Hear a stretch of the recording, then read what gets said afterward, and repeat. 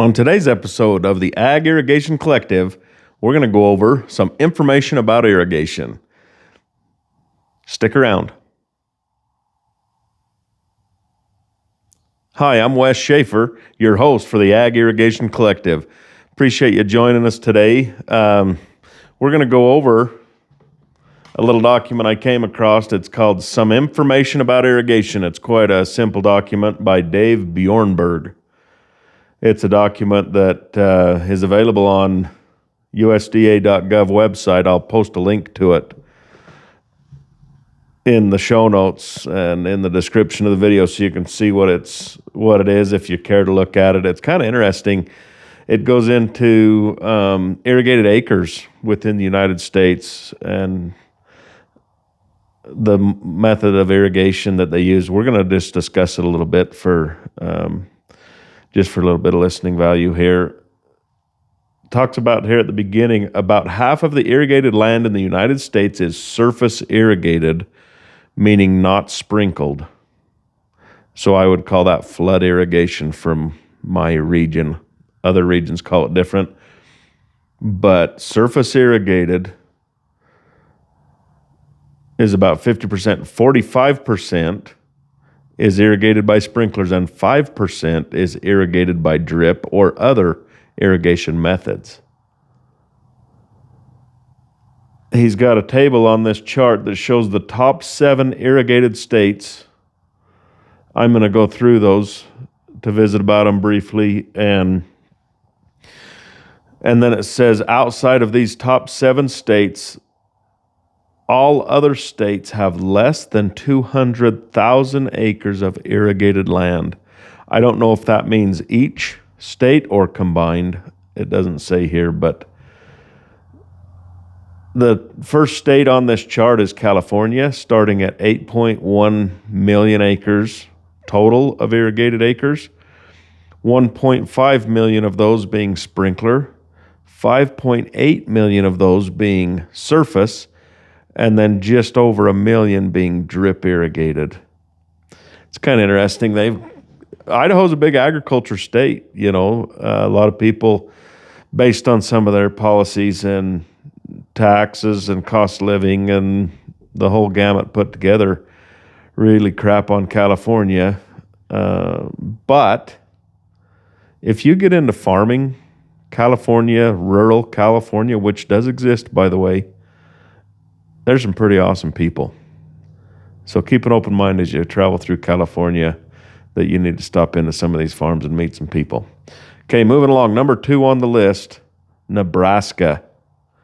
With a total acres of 5.692, so darn near 5.7 million acres of irrigated.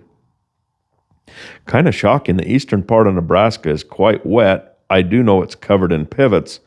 However, you get into the western side of Nebraska, and it really starts to taper off and look like, quite truthfully, a desert as you get in more over toward the west. So out of 5.7 million acres, sprinkle irrigation is 3.86 million acres, and there's just over 2 million acres of surface irrigated, which is flood, and they've got a hash mark through drip. So I'm of course assuming there's a handful of drip, but probably not enough to mean much. Number 3 on the list is Texas at 5.2 million acres of total irrigated acres, 3.2 of those being sprinkle irrigated, and then 2 million, or just over 2 million, being surface, with 55,400 being drip irrigated acres. Number 4 on the list is Arkansas with 4 million irrigated acres, 579,000 being sprinkle irrigated, 3.5 million of those being surface, and 480 acres being drip. Very, very little drip. I was actually thinking that Nebraska would be around 500 acres, and they just chose not to add that into the the data set here, but with Arkansas reporting 480 drip acres, that must mean there's really nothing in Nebraska. But that's one thing to kind of consider and think about here is there's only under 600,000 acres of sprinkle, and then there's 3.5 million of flood acres irrigated.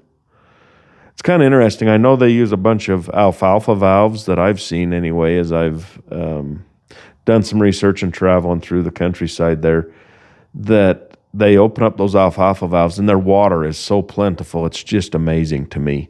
I actually, being from the state of Utah and living in the state of Utah, we don't necessarily have the advantage to have abundance of water. There's plenty of parts in the state that we have plenty of water, and there's good amounts of water, but nothing like Arkansas. That Arkansas water is wild. As we get down, number 5 on the list is Idaho with 3.188 million acres irrigated total. 2.1, nearly 2.2 million of those being sprinkle irrigated, and 992,000 of those being surface or flood, with 1,080 acres being drip. So that's interesting. And as I think through Idaho, my mind goes to pivots regarding sprinkle irrigation, but you get traveling through and you start to look around, there is a pile of well lines still in Idaho. In fact, just yesterday I was traveling up through Pocatello, Blackfoot, Idaho Falls country, and there is a lot of pivots, but I will tell you too, there is a pile of well lines. So it's kind of interesting to see that. Number 6 on the list is Colorado with nearly 3 million. It's 2.942 million acres irrigated total. 1.3 million of those being sprinkle irrigated and 1.6 million of those being surface, with another hash mark through drip, signifying there's no drip or extremely small amounts of drip within the state of Colorado. Number 7 on the list of the top 7 states is Kansas. Actually, surprisingly to me, for some reason, I don't know why, without doing any research into it, that's surprising to me, but that is surprising. 2.65 million acres irrigated total.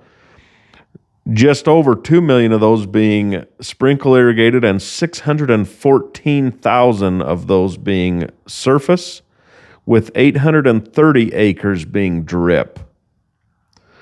And so anyway, that's kind of interesting to know those stats. I quite like seeing stats, and so I thought I'd kind of read those on here today. I do also want to cover the bottom part of this chart, just if there's any interest to anybody to stick around. There are trade-offs between various irrigation systems. I think we all know that. If we don't, there are. Surface irrigation has lower initial cost but requires more labor. Okay. Sprinkle irrigation, especially a center pivot, generally requires less labor but costs more to install and operate. Drip irrigation can be automated to greatly reduce labor and carefully manage water, but this increases initial costs and requires operators to have more technical skills. It also requires that if you get gophers, you're going to be in a mess if you don't catch them right now. Just my two. That's not in this document, by the way. That was my add to that. Some typical disadvantages of each type of irrigation are erosion with surface irrigation, wind loss with sprinkler irrigation, and plugged emitters with drip irrigation, and rodents. That's not an article either. So as we move down through that chart here, the first one on the list on this next little box chart deal is called Relative Irrigation System Costs. Surface irrigation having a moderate initial cost, a low operating cost, and a high labor requirement. That is true. You move down into sprinkler, and there's actually two sections of sprinkler here, hand or will move, And then the next one is center pivot or solid set, meaning you would leave under a solid set scenario, you would leave that throughout the season. You may move it at the end of the season to do some field work and stuff. But anyway, so sprinkler irrigation, hand or wheel move, the initial cost is moderate, the operating cost is moderate, and the labor requirement is moderate. On hand move, some may equate that out to being high, similar to surface or flood irrigation. I actually would on at least hand move. Wheel move, on wheel lines, I think we can have a discussion there, specifically with some of these fancy remote control type of wheel moves and all that type of stuff coming out. But I would think that, anyway, at least hand move, hand lines, I think I'd put those in a high category. So anyway, a sprinkler under center pivot and solid set, the initial cost is high. The operating cost is moderate. And the labor requirement is low. I'd agree with that. Solid set, though, could be then under a similar scenario because there is some initial at the beginning of the season requirements on labor as well as at the end of the season requirements. Unless when they talk solid set here, I guess my mind went to more like handline solid set that you would leave in pivot corners or something. But this could be some that's actually permanent solid set. So then under that scenario, low labor requirement is factual. And under drip irrigation, that's a high initial cost. That is true. Operating cost is moderate, and the labor requirement is low. Again, you get rodents, you get gophers. Out in that, you get plugged emitters. You're going to run into trouble, and I think then your labor starts to go up slightly. So there could be a little debate on a few of those in that category, but that chart's in general pretty darn good. Soil texture is also a factor in choosing irrigation systems. Soil texture refers to the amount of sand, silt, and clay particles in the soil. Sand is the largest particle, and clay is the smallest. As a reference, consider sand to be the size of a beach ball, silt the size of a golf ball, and clay the size of a BB. That's actually pretty good analysis and comparison to kind of put it in a picture in your mind. Soil texture affects how we irrigate soil. A sandy soil allows water to infiltrate faster than clay soil, so water can be applied faster to sandy soil. However, sandy soil holds less than 1 cup of water per gallon of soil, so it must be irrigated more frequently than a silt loam that can hold 3 cups of water per gallon of soil. Loamy soils contain uniform amounts of sand, silt, and clay. Application efficiency is another important characteristic of irrigation systems. Drip irrigation tends to have greater application efficiency than surface or sprinkler irrigation. Application efficiency can be greater than 95% with buried drip irrigation. Subsurface drip, by the way, if that's some of you don't know what buried drip irrigation would be, as buried would be the subsurface, because all of the water is applied in the root zone. Center pivots, on the other hand, tend to have application efficiencies of 75 to 85% compared to 30 to 50% for surface irrigation. You know, the other day I saw a report that was published by the NRCS on one particular grower's piece of ground that they had marked him as 75% efficient on a flood irrigation system. And I about fell on the floor. Now, the piping did replace a dirt ditch, and it's what we call insertity type of system. And so it's the black drainage pipe with T every so often, and you go pull the piece of 4 or 6 inch pipe out and irrigate that way. But that report showed that they had him marked off as 75% efficient on a flood system. This is here showing 30 to 50% on surface irrigation. I'm going to be more in agreement with this than a 75% on that. Application efficiency refers to the percent of applied water that is stored in the crop root zone. For example, a 75% application efficiency means for every gallon of water applied, only 3/4 of a gallon, 75%, is stored in the soil for plants to use. The remaining 1/4 of a gallon of water is not used by the crop, but it is not necessarily wasted. Runoff from a surface irrigated field is often applied to another field downstream. Maybe. Eventually. Water that leaches through the soil can recharge the aquifers. Yeah, I'd go for that. Much of the groundwater in southern Idaho.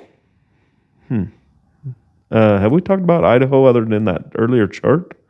Anyway, much of the groundwater in southern Idaho is the result of inefficient irrigation in the past. That's interesting. Without this recharge, the water table will decline and spring flows will decrease. That's interesting. That's the end of the article. I will put a link to it in the show notes there. It is on ars.usda.gov. There's actually some pretty cool articles on there. This one is one that's titled Some Information About Irrigation by Dave Bjornberg. I hope I'm saying that right. Bjornberg. I think I am. That was kind of a longer podcast than we've done on the last few episodes, but I kind of want some feedback. If any of you have any articles or things that you believe we ought to cover within the irrigation industry, any type special people we ought to get on, I do have intentions of getting some sprinkler company experts on with us to kind of visit about pivot sprinkler packages and even some efficiencies, somewhat what we discussed in this episode today.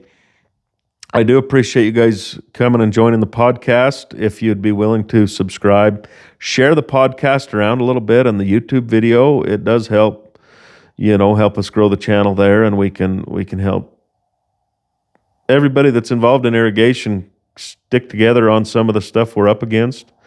There are some things I would guess off into the future that we're going to run into that we as irrigation professionals and farmers and growers need to be in lockstep with some of the things that are coming toward us. And I think as we better communicate through social media and other methods, that we can better help one another out. And that's my intention through social media here, whether it be on a podcast or YouTube or TikTok or wherever you find this.